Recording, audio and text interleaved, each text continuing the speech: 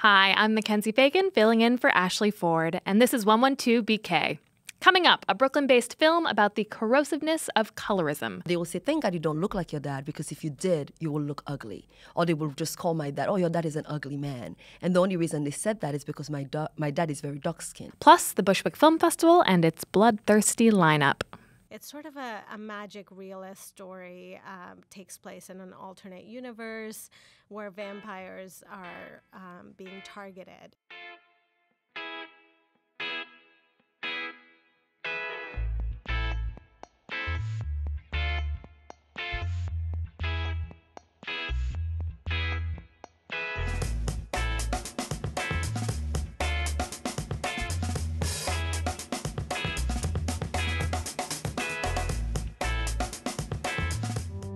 My skin is black.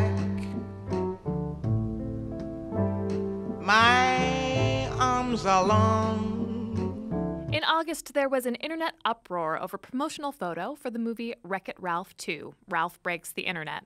The uproar didn't break the internet, but people were definitely upset that in the image, the skin tone of Princess Tiana, an African-American character in the animated sequel, was significantly lighter than it was in her previous role in The Princess and the Frog. Colorism. It's a problem not only in Hollywood, where men and women and animated characters of color experience disparate treatment and prejudice due to their skin tone, but also a serious issue in the wider African diaspora community. Concerned about the continued prevalence of the practice, a photographer formerly from Brooklyn decided to tackle this subject matter in a film. It's called Charcoal. To tell us more, we welcome the director, Francesca Andre, to 112 BK. Thanks so much for coming on. Thank you so much for having me. Tell me a little bit about the film and why you decided to make it. Okay, so I decided to make Charcoal because colorism is an issue that has affected me my entire life. From the time I was a little girl, I was very aware of my skin tone compared to people who were darker than me and people who were lighter than me. Also, I did not grow up with my dad, but people always make comments, in regards to his skin tone. They will say things that were very, very rude, that thank God that I don't look like my dad, but I do look like my dad. But they will say, thank God you don't look like your dad, because if you did, you will look ugly. Or they will just call my dad, oh, your dad is an ugly man. And the only reason they said that is because my dad is very dark-skinned. And it's just as a child, the messages that have been conveyed to me in terms of beauty, and growing up watching music videos and only seeing women who are very light or who have long hair.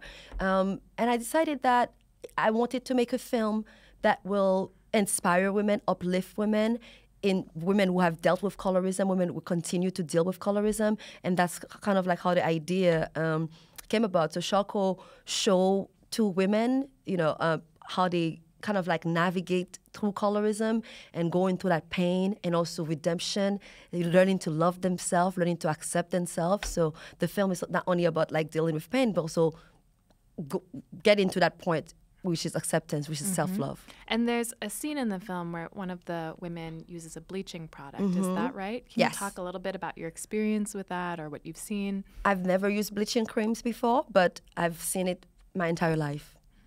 Women just bleaching the skin. Also, when I came here, I was only 14 years old. And when I went back, I was 17. I went back to Haiti. And the reaction from adults said, oh, I thought you were going to be lighter. Because the idea of going to America means that you're going to come with longer hair and your skin is going to get lighter, because it's cold here. But this is something I've seen. I've also been in the presence of women who are pregnant, who pretty much praying for their children not to come out dark, or they will just start drinking cerasee or tea that they think will cleanse the child from coming out too dark, and also carrot juice, anything pretty much for to make the child come out a little lighter. I think we so often have a very narrow view of racism as, against communities of color by white people. But internalized racism is so prevalent. And my family, my mom is Chinese. Also, the idea of fairness is, highly prized. And whitening creams and making sure that you cover yourself up for this from the sun. And if you're too dark, you're a peasant. But talk to me about how this manifests in Hollywood as well, and in representation that we see on screen. Well, even when you look at like the magazines, when you look at commercials or you look at print ads, a lot of times it's usually there's a lack of representation. And I think this is one way that we can remedy this problem is really to make sure that there's enough diversity. And not only diversity in terms of like, okay, you look watching this commercial, the girl has curly hair, she looks mixed, but to really show that, you know, every woman from different hue is represented. Several celebrities have come out and talk about not feeling that their beauty has been represented or properly represented in media, in mainstream media. When Lupita came out, a lot of people were like, oh, she's pretty for a dark-skinned girl. Or when we see Viola Davis, Viola Davis. That's right. Just not seeing enough women who look like her in film, print, and television. Right. And I want to talk to you a little bit about casting for this process. Tell me about the making of the film, which was shot mostly in Brooklyn. Is that right? Yes, that's correct. Talk to me about how you went through casting to find the actors who you needed. So both of the lead actresses, I've worked with them before. Laurie Francois is a friend of mine, and then Shengu Korbo, I've worked with her before in a play. So I reached out to her, I sent her the text, and she was the voice. She felt it, she has experienced it before, she knew what the issue was about, and she felt comfortable playing that role. And we went and we created the film. And what was it like filming in Brooklyn? I thought it was great. You know, I wanted to, I've lived here before for several years, and also it's in terms of location, for the actresses, it's just kind of like, it's easier versus having them come to Connecticut or going somewhere else. Like Brooklyn is just like the central place. Anyone can get to Brooklyn, basically. And for people who are interested in seeing this film, where do they go? So the film is still in film festivals. The next screening is going to be in November at the Smithsonian. So November 10th. The program is not listed yet, but this is the next festival if the people are around. And I think this is about it for the rest of the year. I don't have the list of festivals for next year yet, but they can go on my website, francescaandrephotography.com, francescaandrephotography.com. And if they click on film, they will be able to see all the past interviews, past screening, and articles about the film. You can watch the trailer, and then I can keep them updated when the next screening is happening. And what has the reaction to the film been like? What have you been hearing from audiences? A lot of people, I think the focus has been a lot on racism. A lot of people have dealt with colorism, didn't even realize that they have experienced colorism, that they've been victims of colorism.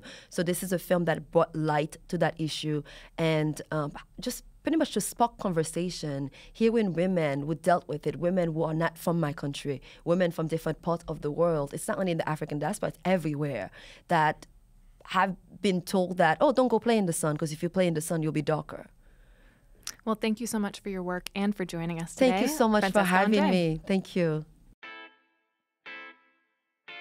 I have never killed a human. I've never even tasted human blood. I promise.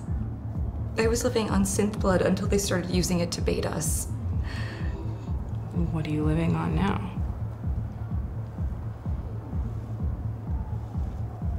Animal blood. But I try to be sustainable about it. The Bushwick Film Festival celebrates its 11th year, starting Wednesday, October 10th. And the opening night film is a mix of many shorts packaged as one and exploring the theme of unconditional love in the evolving landscape that is Bushwick. We're happy to have with us Kweighbaye Kotee, founder and CEO of the festival. Thanks so much for joining me. And we also have the director of one of the chapters of the opening night film, Bushwick Beats. Her offering is titled Love Trumps Hate. About bloodsuckers. No, not our president. I'm talking about vampires. Sonejuhi Sinha, welcome to 112BK. Thank you. So, Kweighbaye, I want to talk a little bit about the importance of the Bushwick Film Festival.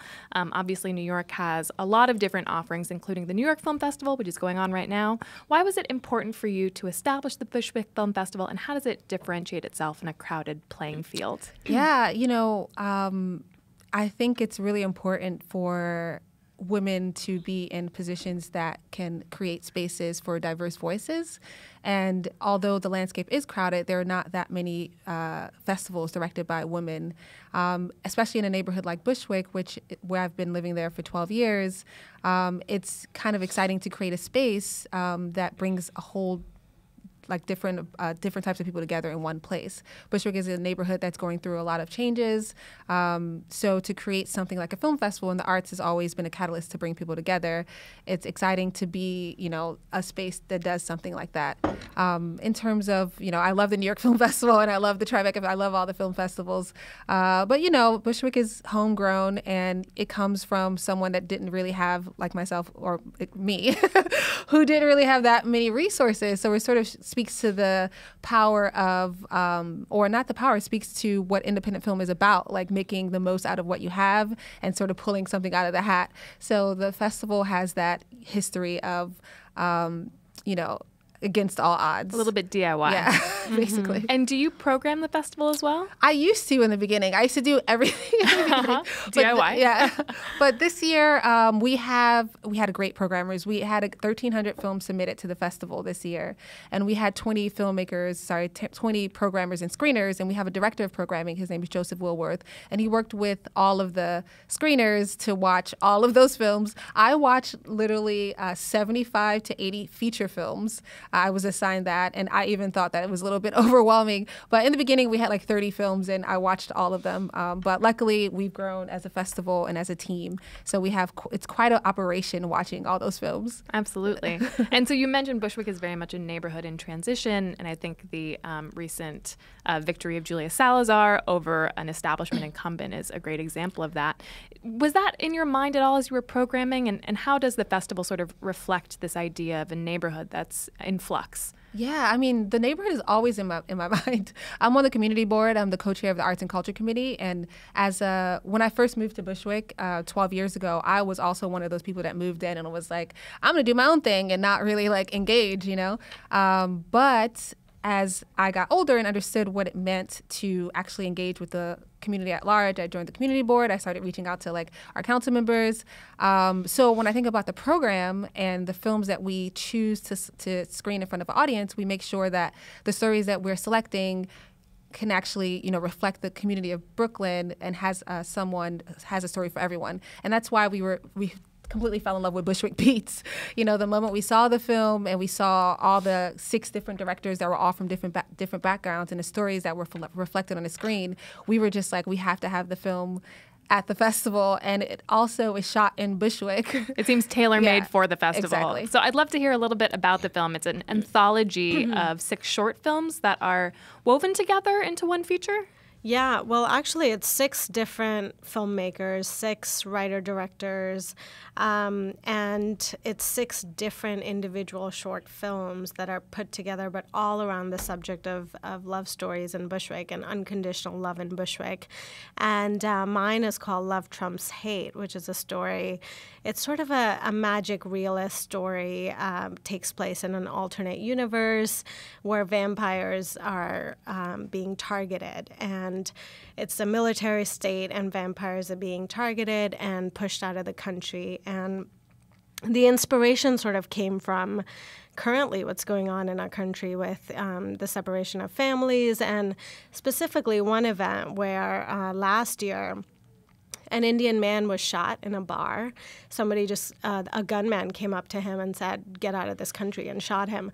So it's sort of taking these like real events and what's happening is really interesting to me, but then infusing it with magic and sort of looking at it from another lens. So I set it in this alternate universe where vampires exist, and it's a story about a vampire who's sort of surviving on the outskirts and in the shadows, and she happens to go into a bar and fall in love, and it's a love story. It's an LGBT love story. So so it's all about sort of looking at the issues now, but from a new lens and through the lens of vampires specifically. Exactly. And there's another film that is in the lineup called Hairwolf, I believe. Hairwolf, yes. And that was a short that premiered at Sundance. So is there a bit of a supernatural vein running through this? We're here in October, or is that completely accidental? Well, for those horror film fans, we definitely have a lot of films in the program that you would be excited about. But I think that Hairwolf and films like Love Trumps Hate, they're just stories that are reflecting what we're experiencing now as a community, or as a community of color, and as a the LGBT community. It's just you go and you see that story on screen, so you can understand that like you're not the only one, and it makes you connect to the times. I guess. And Hair Wolf is the story of a black barbershop, right, where a white gentrifier walks in and wants braids. Yeah, my understanding. Yeah, I'm really excited for Hair Wolf. Yeah, Sonejuhi, what else are you excited to see at the festival? I'm just excited to see all the shorts you were just mentioning. You have 85 shorts, and I think nailing a good short is hard. And I'm excited to see some of the short films at the festival, and then of course the opening night event and seeing all of our films together. We haven't really seen it together in a theater, so it's going to be super exciting to see it come together. And the fact that we shot it in Bushwick, I think it's nice to bring the film home and sort of like see it in the neighborhood hometown where audience. The people were characters. Oh my God, yeah. We can go on and on about this, but opening night is going to be super exciting. We are at House of Yes, and it's going to be sponsored by Spectrum. And a lot of the actors are coming from Bushwick Beats. Amazing. So we're excited to do some interviews, and I know BRIC is going to be there because you guys support us every year. So it's going to be fun. And Kweighbaye, tell us how we can get tickets, learn more about the festival, see the lineup. Yeah, you can go to our website, bushwickfilmfestival.com. Unfortunately, Bushwick Beats is sold out. But we have a second screening for Bushwick Beats on Sunday. So if you can't catch the opening night, you can go see it on Sunday. The festival is October 10th to the 14th. About 100 films, parties, lots of sponsors. B&H, BRIC is one of our partners. Brugal 1888 for drinks. There's a lot happening. It's been a lot of growth, and I love the support that we've been able to garner over the years. Yeah. Thank you so much for joining us, and good luck with the festival and with opening night. Thank you. Thank you.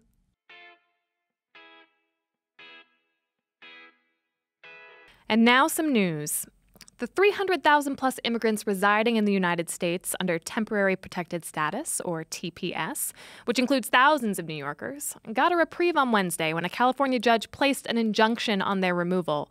The individuals, here from war or natural disaster-torn countries like Sudan, Haiti, and El Salvador, were set to lose their status on November 2nd by order of the Trump administration, which had said the program was no longer necessary. But advocates argued the move by Trump was part of a predetermined plan driven by racial animus. The ruling by the judge says no action can be taken on removals until a lawsuit against the administration has run its course. The plan for the Rikers Island jail complex closure has been receiving some pushback, particularly from communities who reside in the areas where the new jails are to be located. There was a rally in the Bronx on Wednesday where the sentiment, "No new jails," was punctuated by a young boy who took the mic and said, quote, "My name is Carlos, and I feel like you're building this jail for me when I grow up." The plan for a new Brooklyn jail has also received pushback. City officials have said they wish to demolish the current jail bordering Boerum Hill and replace it with a facility that has nearly twice the capacity. Now, an update on a segment we did a couple of weeks back about the NYPD 12, a group of whistleblower cops featured in the documentary Crime and Punishment, co-produced by 112BK producer Ross Tuttle. It was reported earlier this week that one of the officers featured in the film, Sergeant Edwin Raymond, is being denied promotion to lieutenant. He believes because of his opposition to broken windows policing, his support for blackballed NFL quarterback Colin Kaepernick, and for being outspoken in the film and elsewhere against illegal quotas for arrests and summonses. The question of quotas is the subject of the film and a lawsuit filed by the NYPD 12 against the department. Promotions in the NYPD are based mostly on test scores, and Raymond placed number 26 out of 1,325 on the lieutenant exam. A press conference is scheduled for Friday on the steps of City Hall with City Council member Jumaane Williams, actor Malik Yoba, and Sergeant Raymond, among others. It will begin at 10:30 a.m. And earlier this week, a Williamsburg house cleaner was found passed out drunk in the home she was supposed to have been cleaning. The homeowner took to Facebook to express her displeasure, saying she, quote, "didn't clean a thing, just drank up all my liquor and fucked up my home." The incident left some speculating whether this might have been an audition on the part of the cleaner for Supreme Court qualification. And that's the show for today. Tune in next week when Ashley will be back and joined by Congresswoman Yvette Clarke to discuss the Kavanaugh imbroglio.